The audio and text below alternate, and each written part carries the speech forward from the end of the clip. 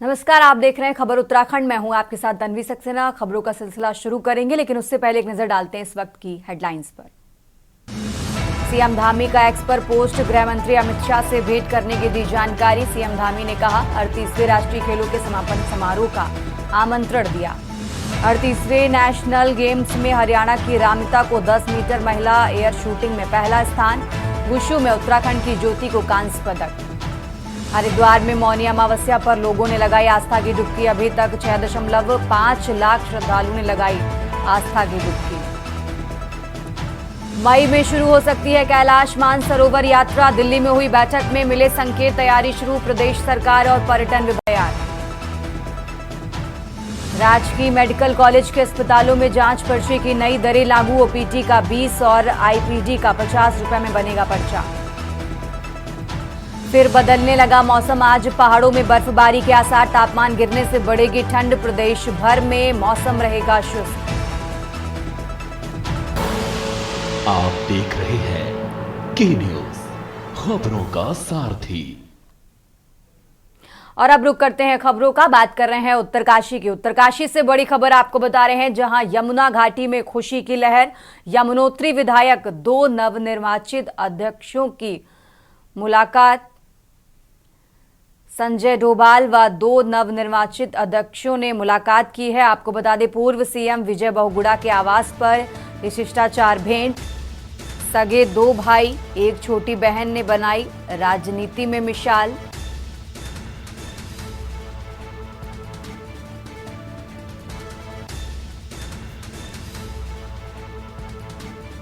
विधायक संजय डोभाल के भाई बहन बने पालिका अध्यक्ष।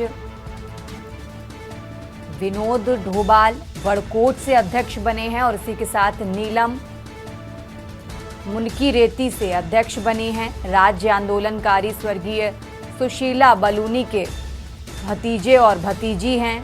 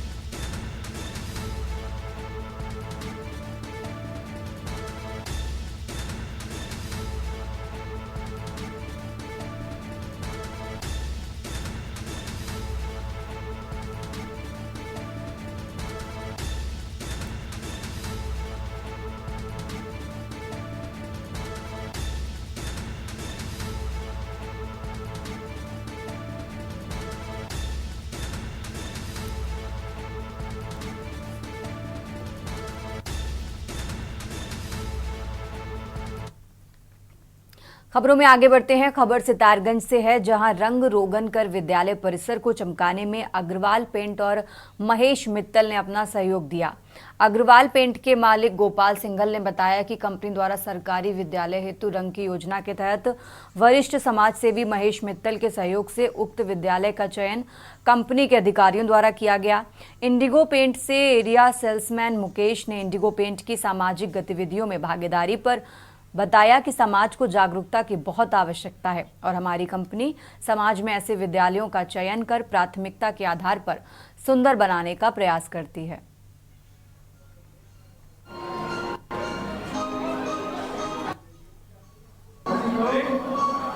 मैं सर्वप्रथम तो धन्यवाद करना चाहूँगा इंडिगो पेंट का, और जो इंडिगो पेंट यहाँ पर सितारगंज में जिनके माध्यम से गोपाल जी के माध्यम से यहाँ पर लगा है, और इंडिगो के समस्त अधिकारियों का और सभी पेंटर भाइयों का जिन्होंने निःशुल्क जो है अपना श्रमदान करके यहाँ पर इस कार्य को यहाँ पर पहुँचाया है। और पेंट की यहाँ काफ़ी आवश्यकता थी। मैं इस विद्यालय से जुड़ा हुआ हूँ और समय समय पर हम यहाँ विद्यालय के जो भी आवश्यकता होती है उनको पूरी करवाने का प्रयास करते हैं। जैसे इस विद्यालय में मैंने देखा कि रंग की आवश्यकता है, तो गोपाल जी से जैसे ही संपर्क हुआ और गोपाल जी के माध्यम से इंडिगो पेंट ने अपना तरफ से जो है काफ़ी सुंदर जो है इसको चमका दिया पूरे विद्यालय परिसर को। काफ़ी मात्रा में यहाँ पर पेंटर लगाया है और लगभग 50 के लगभग पेंटर भाई जो है यहाँ पर लग करके एक श्रमदान के रूप में उन्होंने कार्य किया है, जो बहुत सराहनीय है। मैं सभी का दिल से धन्यवाद करता हूँ, धन्यवाद करता हूँ। इसी प्रकार से समाज में अपना योगदान सभी लोग देते रहेंगे तो समाज के अंदर जो चीज़ की आवश्यकता होती है वो अगर हम लोगों के माध्यम से एक सामाजिकता के तौर पर पूरी हो तो उसकी एक अलग बात है। लंबे इंतजार के बाद उत्तराखंड में समान नागरिक संहिता यानी यूसीसी कानून लागू हो गया है, लेकिन इसको लेकर विरोध चरम पर है। विपक्ष का मानना है कि यूसीसी अवैध संबंधों को संरक्षण देने वाला कानून है। ये कानून पूरी तरह असंवैधानिक और अव्यावहारिक है। इस कानून में कई तरह की खामियां हैं। इस कानून के लागू होने के बाद 1 साल तक प्रदेश में रहने वाले लोग भी उत्तराखंड के मूल निवासी माने जाएंगे। सबसे ज्यादा विरोध मूल निवास और लिव इन रिलेशनशिप को लेकर हो रहा है। यूसीसी में महिलाओं को संरक्षण देने की बात तो भाजपा सरकार कर रही है, लेकिन महिलाओं को पहले से ही ये अधिकार है। ऐसे में कहीं ना कहीं ये कानून तमाम पुराने कानूनों को मिलाकर बना एक भानुभती के पिटारे की तरह बताया जा रहा है। विपक्ष रोजगार, महंगाई और विकास की योजनाओं को लेकर सरकार से जवाब मांग रहा है। बेरोजगारी, महंगाई जैसे तमाम मूलभूत मुद्दों से भटकाने के लिए यूसीसी की रट सरकार लगाए हुए है। यूसीसी लागू होते ही विपक्षी पार्टियां और समुदाय विशेष के लोग इसका विरोध कर रहे हैं। यूसीसी बहुसंख्यक समाज को खुश करने और एक खास वर्ग को चिढ़ाने वाला कानून बताया जा रहा है। उत्तराखंड सरकार राज्य को थाईलैंड बनाने जा रही है। इसका पूरा जोर विरोध कांग्रेस कर रही है। महंगाई के इस दौर में सरकार एक ऐसा कानून जनता पर थोप रही है जिससे आम लोगों पर आर्थिक बोझ पड़ना लाजमी है। यूसीसी की तमाम खामियों से रिलेटेड ये रिपोर्ट देखिए।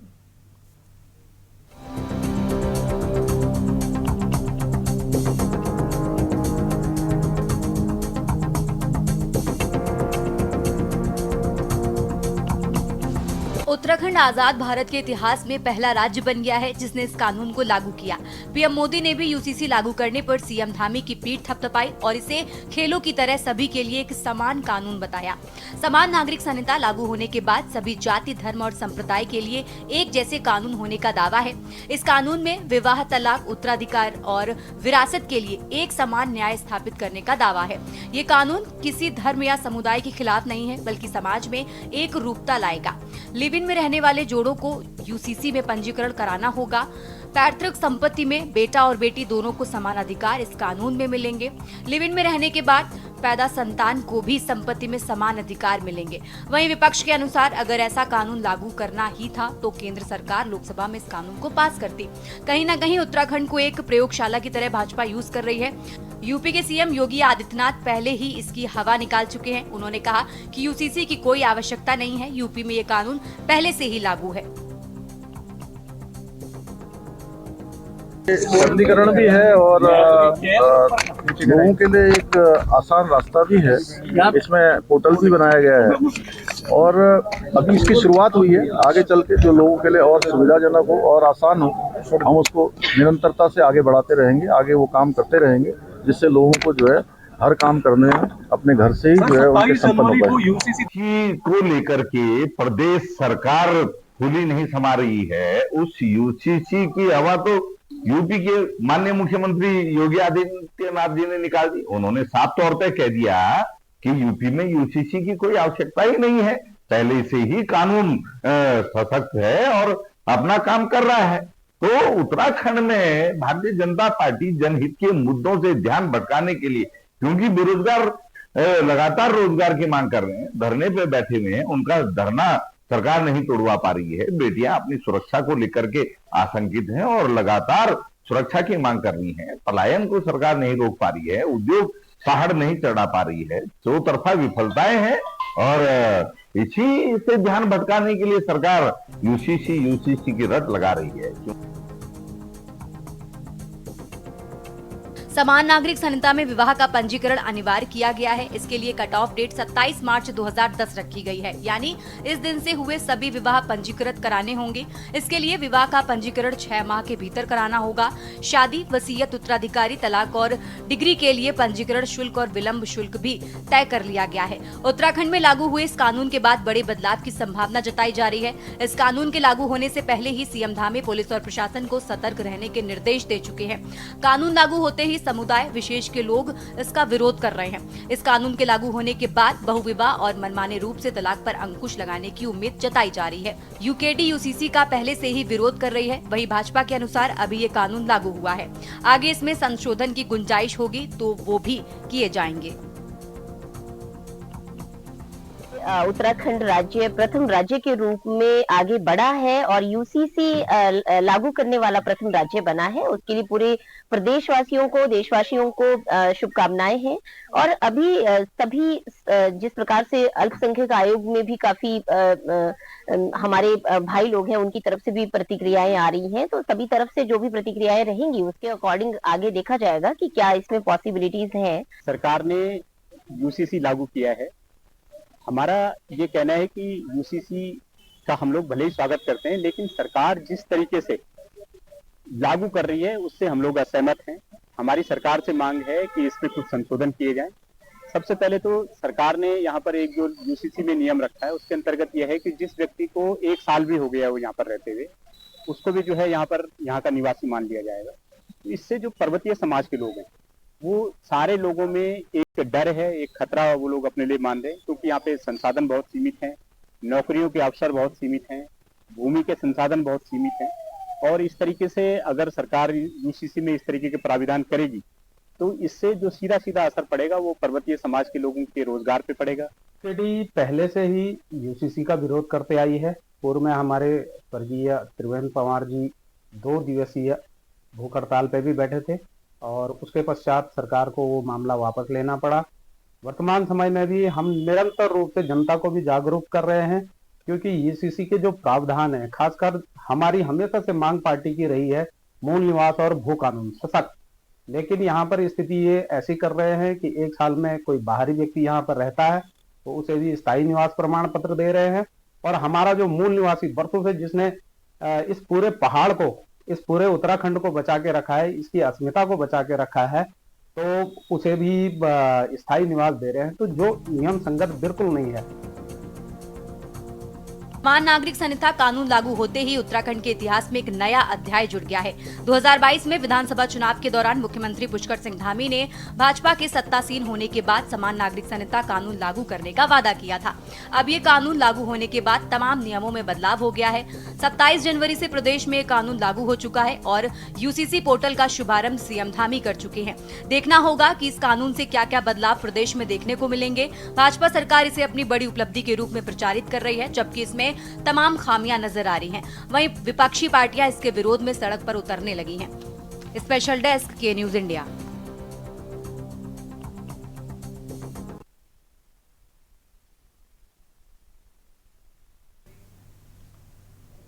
यहां रुकेंगे एक छोटे से ब्रेक के लिए, जल्द हाजिर होंगे।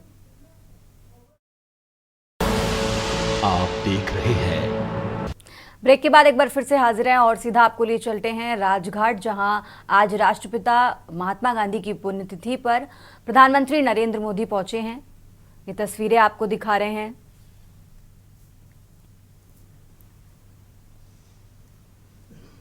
सत्य, अहिंसा और सर्वधर्म समभाव को लेकर के बापू ने हमेशा भारत का मार्ग प्रशस्त किया है, जो हमें दिखाता है कि किस तरह से सत्य के मार्ग पर चलकर आपको आगे बढ़ते जाना है। अहिंसा परमो धर्म को उन्होंने माना। सर्वधर्म सद्भाव की परिभाषा उन्होंने हमें दी और आज पूरा राष्ट्र उनकी 77वीं पुण्यतिथि के अवसर पर याद कर रहा है। सीधी तस्वीरें हम आपको दिखा रहे हैं। उपराष्ट्रपति जगदीप धनखड़ पहुंचे हैं राजघाट पर बापू को श्रद्धा सुमन अर्पित करने के लिए।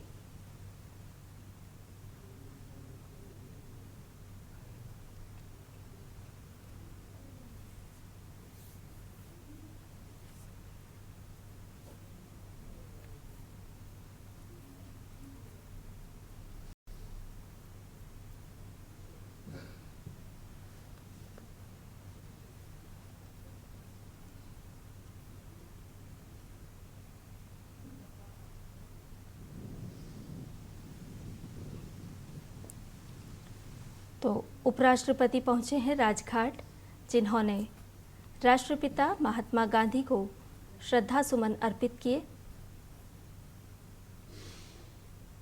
ये सीधा प्रसारण राजघाट से आप देख रहे हैं। महात्मा गांधी जिन्होंने आज़ादी दिलाने के लिए अंग्रेजों के खिलाफ जमकर लोहा मनवाया। देख रहे हैं सीधी तस्वीरें। राष्ट्रपति द्रौपदी मुर्मू पहुंची हैं राजघाट पर। प्रधानमंत्री नरेंद्र मोदी ने बापू को याद किया, श्रद्धा सुमन अर्पित किए। उपराष्ट्रपति जगदीप धनखड़ ने राजघाट पहुंचकर राष्ट्रपिता महात्मा गांधी को श्रद्धांजलि अर्पित की। और अब हम देख रहे हैं राष्ट्रपति द्रौपदी मुर्मू को, जो राजघाट पहुंची हैं और बापू को श्रद्धा सुमन अर्पित करेंगी। तीनों सेनाओं के प्रमुख भी राजघाट पर इस वक्त मौजूद हैं। रक्षा मंत्री राजनाथ सिंह मौजूद हैं, रक्षा राज्य मंत्री मौजूद हैं और आज पूरा देश बापू को नमन कर रहा है, उन्हें याद कर रहा है। आज 77वीं पुण्यतिथि के मौके पर आज पूरा राष्ट्र उन्हें श्रद्धांजलि, श्रद्धा सुमन अर्पित कर रहा है। राष्ट्रपति द्रौपदी मुर्मू पहुंची हैं राजघाट पर।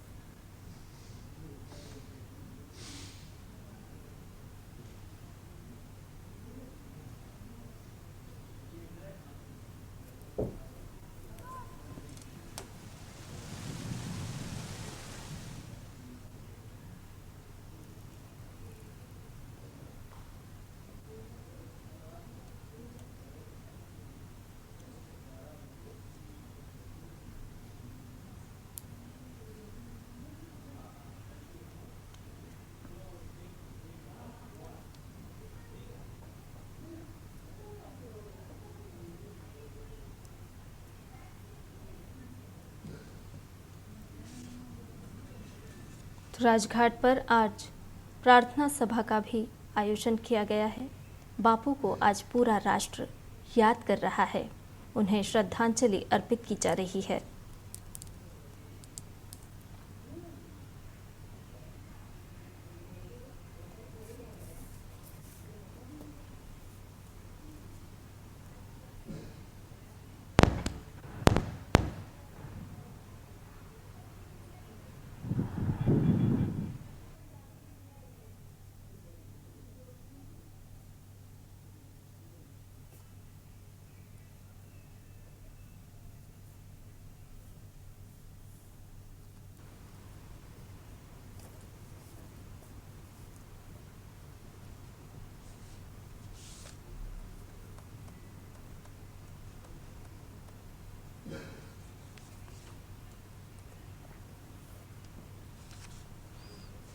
तो राजघाट से सीधा प्रसारण, जहां पर राष्ट्रपिता महात्मा गांधी को श्रद्धांजलि अर्पित की जा रही है।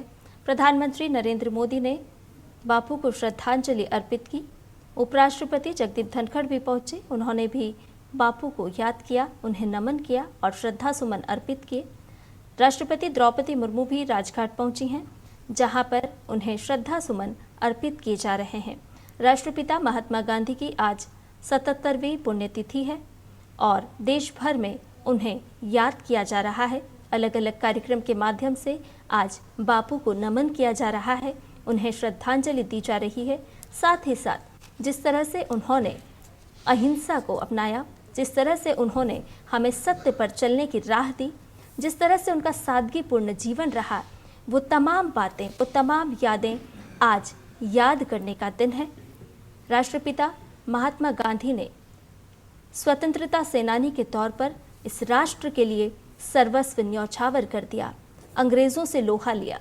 किस तरह से उन्होंने सत्य का मार्ग अपनाया, आज उन्हें याद किया जा रहा है। उनकी पुण्यतिथि है, 77वीं पुण्यतिथि के मौके पर आज पूरा राष्ट्र उन्हें नमन कर रहा है। राजघाट से हम आपको दिखा रहे हैं ये सीधा प्रसारण, जहां श्रद्धा सुमन अर्पित किए जा रहे हैं देश के गणमान्य व्यक्तियों के द्वारा। प्रधानमंत्री, उपराष्ट्रपति, राष्ट्रपति ने उन्हें श्रद्धा सुमन अर्पित किए, श्रद्धांजलि अर्पित की।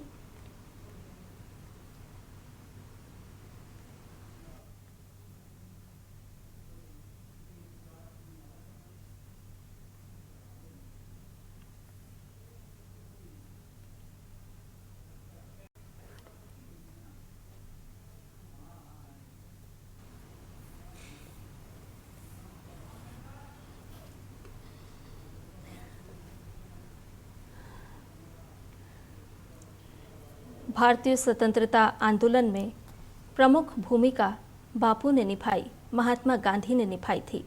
हम सभी को याद है कि किस तरह से उन्होंने राजनीति के साथ साथ एक आध्यात्मिक नेता के तौर पर इस देश का मार्ग प्रशस्त किया। आज याद आता है उनका वो सत्याग्रह आंदोलन जो अत्याचार के प्रतिकार के रूप में हम याद करते हैं। उन्होंने अहिंसा के सिद्धांत की नींव रखी।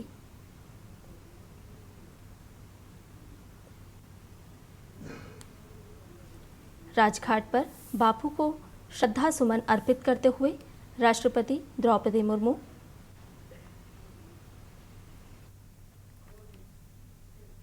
तो आज राष्ट्रपिता महात्मा गांधी की 77वीं पुण्यतिथि है। इस मौके पर राष्ट्रपति द्रौपदी मुर्मू, पीएम मोदी समेत कई बड़े नेता राजघाट पर उन्हें पुष्पांजलि अर्पित करने पहुंचे। हमने तस्वीरें आपको दिखाई। इस बुलेटिन में फिलहाल इतना ही। आप देखते रहिए के न्यूज इंडिया। आप देख रहे हैं के न्यूज, खबरों का सारथी।